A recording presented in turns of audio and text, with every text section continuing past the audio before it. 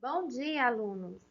Eu sou a professora Ana Lúcia e nesta aula, que tem como objetivo principal corrigir a quarta atividade postada no GR8, sobre a interpretação do texto Irapuru, o canto que encanta, e falarmos mais um pouquinho de coesão textual, que é um conteúdo que nós estamos vendo desde o início do ano. Vou começar fazendo a leitura do texto para vocês. Olha que imagem linda! Irapuru, o canto que encanta. Certo jovem, não muito belo, era admirado e desejado por todas as moças de sua tribo, por tocar flauta maravilhosamente bem. Deram-lhe então o nome de Catuboré, flauta encantada. Entre as moças, a bela Mainá conseguiu seu amor. Casar-se-iam durante a primavera.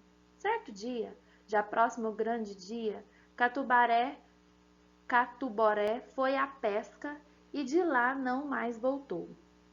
Saindo a tribo inteira à sua procura, encontraram-no sem vida, à sombra de uma árvore, mordido por uma cobra venenosa. Sepultaram no próprio local. Mainá, desconsolada, passava várias horas a chorar sua grande perda.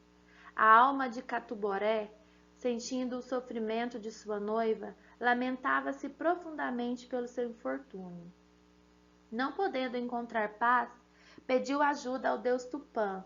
Este, então, transformou a alma do jovem no pássaro Irapuru, que mesmo com escassa beleza possui um canto maravilhoso, semelhante ao som da flauta, para alegrar a alma de Mainá. O cantar do Irapuru ainda hoje contagia com seu amor os outros pássaros e de todos os seres da natureza.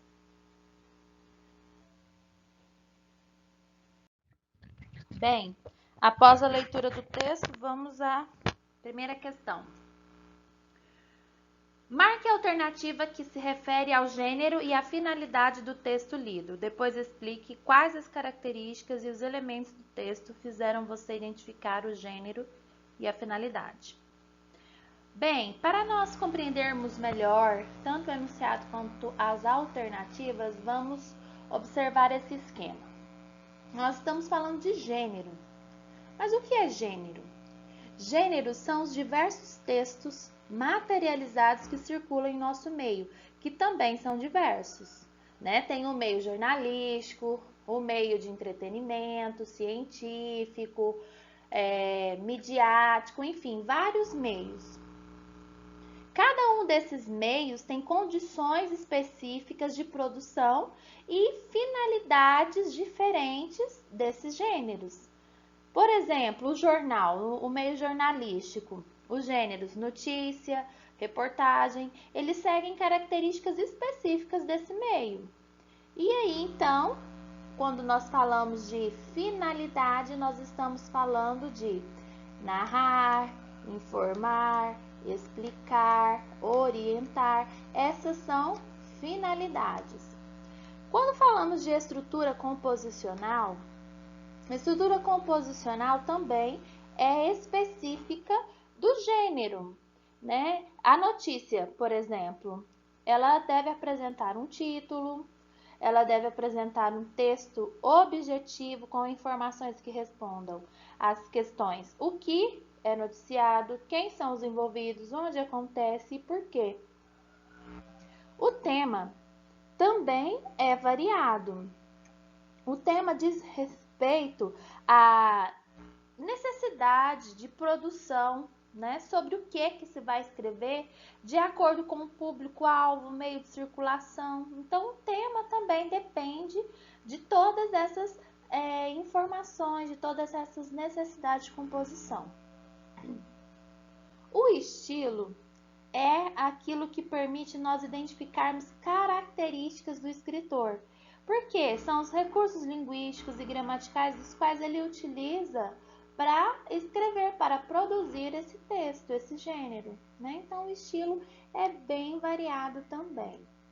Então, aqui na letra A diz que o gênero textual é uma fábula, o texto que nós lemos. e que a finalidade é narrar o romance entre o Catuboré e a Mainá. Bem, essa alternativa fala de fábula. Fábula é um gênero que nós já vimos anteriormente, né? E que apresenta animais que falam, uma moral. E nós vimos que não apresenta essas características composicionais nesse texto, viu? Que tem as características aí. O conto, ele é um texto mais extenso, né? A estrutura composicional do conto é maior, né? Ela apresenta mais detalhes da narração. E nós vimos aí que esse texto do Irapuru é um texto menor. Na letra C fala que é uma lenda, porque está explicando o surgimento do pássaro Irapuru. Então, lenda é um gênero textual que tem a finalidade de explicar o surgimento de algo ou alguma coisa assim. A estrutura composicional é um texto narrativo, menor, com menos detalhes, né? Com coisas fantasiosas. Então, essa aqui é a alternativa correta. Na D fala que é um romance e aí depois diz que a finalidade é orientar o funcionamento da flauta, não tem nada a ver com isso. Então, a letra certa é a C. A questão 2 tem o seguinte comando. De acordo com o texto, certo dia, já próximo do grande dia, Catuboré foi à pesca e de lá não mais voltou. O que aconteceu com o rapaz? E o que fez o deus Tupã a fim de conceder a paz ao Catuboré? Bem, aqui nós temos uma questão específica de interpretação. Interpretação é importantíssimo que nós retomemos ao texto. Eu coloquei aqui um trecho que nos ajuda a responder a essas duas perguntas. O que aconteceu com o rapaz? No texto fala: saindo a tribo inteira à sua procura, encontraram-no sem vida. Esse no aqui refere-se a Catuboré, né? Então, ele estava morto, porque ele foi mordido por uma cobra venenosa. E aí, na sequência do texto diz que o moço ficou meio, né, o espírito dele ficou perturbado por conta do choro da Mainá. E aí, o que o deus Tupã fez para ajudá-lo? Ó, este, que se refere ao deus Tupã, transformou a alma do jovem no pássaro Irapuru e assim deu paz a ele. A questão 3, ela é mais específica da coesão textual. Pergunta: identifique a que se referem os termos grifados nas passagens. Né? Então, aqui especificamente sobre os pronomes que estão grifados. Deram-lhe, então, o nome de Catuboré. Se nós voltarmos ao texto, esse trecho, deram-lhe, esse lhe aqui refere-se a quê? Ao pássaro Irapuru, certo? E este, então, transformou a alma do jovem no pássaro Irapuru. Nós vimos na outra questão aqui que este refere-se ao deus Tupã. Então, esses dois pronomes, eles têm a função de retomar os substantivos e assim evitar a repetição. Então, sistematizando o que vimos até aqui sobre coesão.